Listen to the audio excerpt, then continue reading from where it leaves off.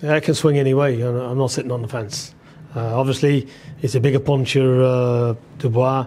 He's got to be on his A game. He's got to miss. He's got to miss. Make him slip and make him pay. I'm sure they know what they're doing. And I think if he can catch Dubois as well, he'll hurt him. So I think that is a genuine seesaw backwards and forwards. It could either go very quick in Dubois' favour, or it could be a different match. He could start getting his jab home, landing shots, picking shots now and again, and wearing Dubois down for a point win even, or even a late stoppage maybe.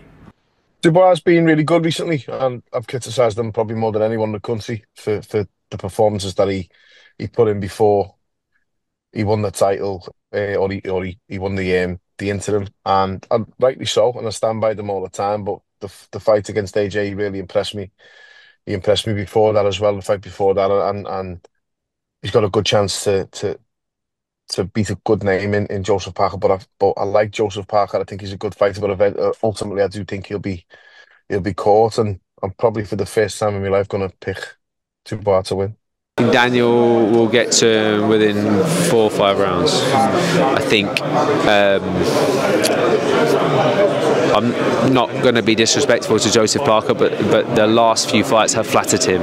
You know, I think where he was against Jack Massey, he looked sluggish, ponderous, kept getting buzzed with the right hand because it was the speed that was getting to him. He's used to being the faster man, and even though Daniel, yeah, he is a big lump, but his hands are quick, and when he throws his 1-2, it's sharp and powerful, and it's direct as well. I just see him landing early and hurting Parker and taking him out. He's a world-class puncher. If Parker can get through the first 3 or 4 rounds and try and offset him, then he's in for a chance. But I just think it'll go early. Daniel Dubois is growing into the right direction as a fighter that believes in himself at 27 years old. His style suits a young man. His style, with a young man that believes in himself, it can be concussive. Joseph Parker he's a good boxer. He's a cute boxer. He's a clever boxer. So it's going to be brains against brawn, and I think it could be a banana skin for the Daniel Dubois. But could you imagine it? Joseph Parker ends up being IBF champion again after being WBO champion, challenging for the world title against AJ. That's the situation. But I think it's a good fight. Either way, I can see why both fighters could win. That's a really good fight. Parker's on great form. Dubois on great form as well. Huge puncher. He's captured himself the world title. Joe Parker's going to be confident. He's faced 2 massive punches and he's nullified them both.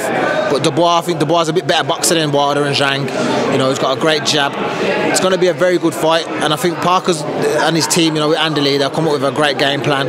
But also Dubois is going to be on his game as well. So I think that's a really good fight. It's a good fight, man. I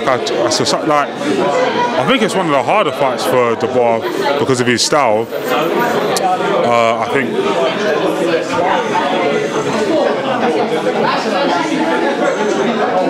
Wow, it's a hard one, yeah, because obviously Dan's on fire, he's strong, young, bombing, but then stylistically, we saw with his fight against Kevin Arena, who was fast. We saw in his fight against Ozit, who was fast, but they're both southpaw, to be fair.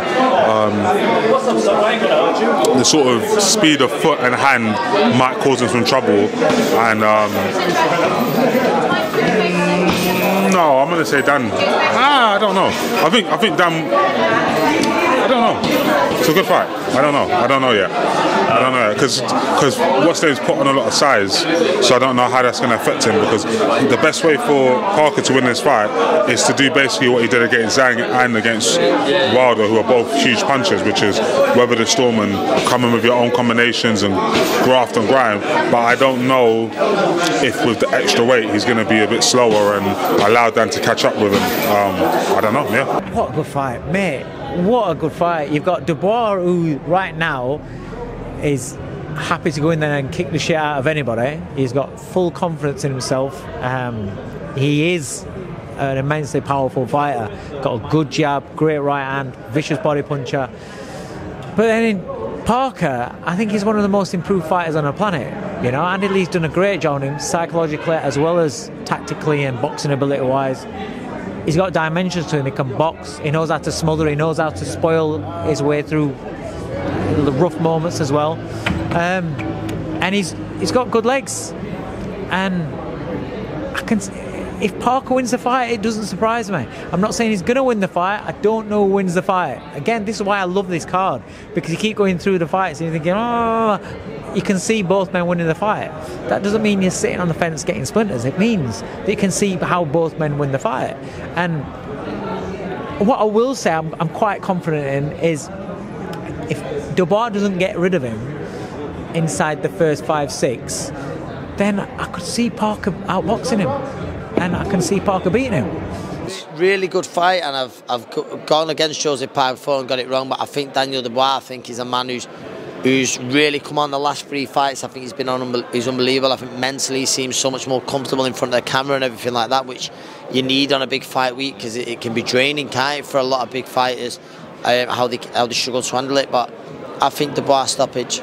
Joseph Parker is another man. There's 2 guys I would say that's had a resurgence. Daniel Dubois, Joseph Parker. Both had great wins. Against, he's had Zhang, he's had Deontay Wilder, and on the other cusp, he's had loads of good wins as well. I think this is a real crossroads fight. Daniel Dubois, in terms of power punching, he is the bigger puncher. Great jab, solid jab, great right hand. But Parker is an elusive, good boxer, counter puncher, speed. So I think we're in for a great fight in that matchup. I couldn't call who's going to win, and I don't want to keep going against the grain. I'm always back against Daniel Dubois, and I told him this the other day. I said, always back against you, and you seem to fucking pull it out of the bag and win. Credit to you, you know what I mean? So this time I'm going to sit on the fence. I like Joseph, I like Daniel, and may the best man win. Well, I think Dubois will win, but you don't know how brilliant or otherwise it's going to be. It's all about styles. Now, if Joshua is as explosive as he was at the time, if Dubois is as explosive as he was against Joshua, I think he'll knock out Parker in about 7 or 8 rounds. But Parker has been around a long time, a former world champion, tactically very astute, so he's got a great chance. But I still think the youth of Dubois and the fact that now he's become from a boy to a man virtually overnight. I'm going to go for Parker on points. I think it's a really good fight. I still think it's a 50-50 fight. Joseph Parker has proven himself at that stage where he's beaten Wilder, he's beaten Zhang, 2 amazing wins.